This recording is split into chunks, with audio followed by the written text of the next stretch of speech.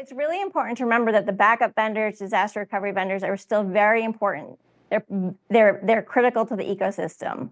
But having a recovery first mindset, and our customers, 1,500, 1,600 of them are understanding now that, the confidence that they're getting is because they can recover, not from the prevention, because they don't want to be a headline.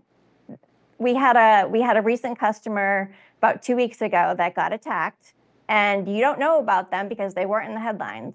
They were a healthcare company, they were a hospital, they got attacked, and no one except for their leadership team knew that they were attacked and restored within days.